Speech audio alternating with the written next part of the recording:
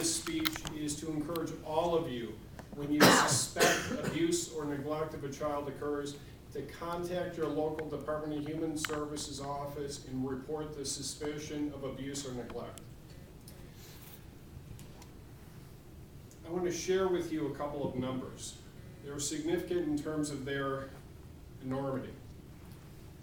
The first one is 32,351.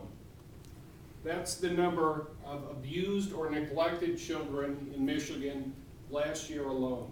32,351. Over 8,000 of those were children aged 3 or younger. That's a small city. When we talk about abuse or neglect, a lot of people have a lot of ideas in their mind about what that really means. And when I think about abuse or neglect, having been a Children's Protective Services worker for about 12 years, it means any number of things. It can mean abhorrent conditions in the home. It can mean a child who is beaten or abused in some way, shape, or form by their caregiver. It can mean broken bones. It can mean sexual abuse. It can mean death. And as amazing as those numbers may seem, the real number, the real concern for me is those numbers that we don't know, the complaints that aren't called in, the children that are not looked at or seen by CPS, Children's Protective Services, because no one calls. As I mentioned, or as was mentioned in the introduction, rates of abuse and neglect have consistently gone up over the past 10 years. In 2010, it was the highest rate ever in Michigan. And as the same rates go up, reporting goes down. So why is that? There are a lot of ideas that run through my mind when I think about it, but I think it really breaks down to about 4 different reasons.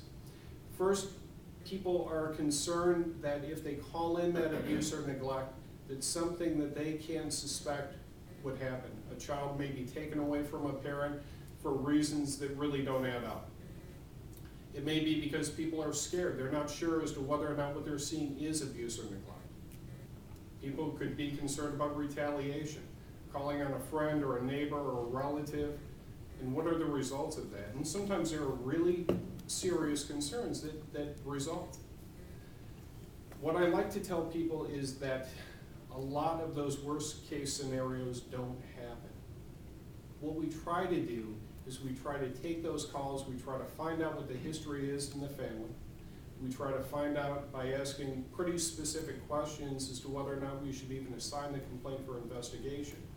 And then if we assign it for investigation, our first step is not to swoop in and remove a child from their parents. Our first step is to try to fix what may be going on in the home. We may try domestic violence classes. We may try substance abuse classes. We may try parenting classes to try to help out. There are a number of different things that we can do, but we can't take those steps unless people call us, unless we get alerted to what's going on. I want to share with you a personal story.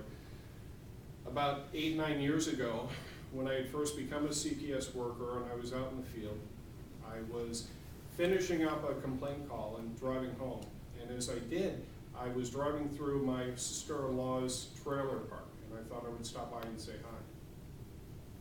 It was October, November, it was pretty cold out. And I saw a child, maybe 2, 3 years old, walking around without shoes or socks, just a diaper on. I thought, that's great. I am going to see my sister-in-law, and there's this little baby, I'm back on the job. So I got out of the car, and I followed the child to the trailer, and lo and behold, it was my sister-in-law's trailer. It was her roommate's son. So I knocked on the door, and when the door didn't open, I knocked, and I pounded, and finally, my sister-in-law's roommate steps out, a cloud of marijuana smoke covers her, and she looks down and sees her son and says, how'd he get out?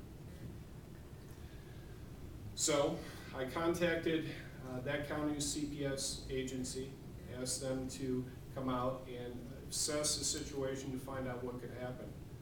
The fallout for me was I got a great deal of grief and frustration from my family. The question was, why couldn't you just handle it, Colin?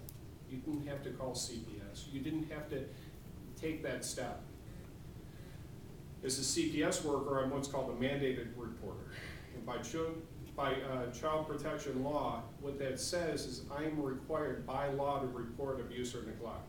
Now, there are only certain folks who are required by law to report it, but what I'd like to encourage or reinforce with all of you is just because there are some folks who are mandated to do it and some folks who are not, it doesn't take away your responsibility really as a citizen to call when you're concerned. So the last number I would like to leave you with today is a number for the local DHS office in Ingham County that you can contact whenever you have any concerns that you may be seeing abuse or neglect in this county. That number is 887-9450. What I'd also like to do is pass around my business card. I've worked with the department now, as I mentioned, for the past 10 years. Right now I'm the acting program manager for Children's Protective Services in the state. My goal is to try to find ways to make what we do in CPS more effective, to protect more children. But ultimately, my goal is to make sure that when abuse or neglect is occurring, that we can do something about it. And we can't do that without a call from folks who see. Thank you.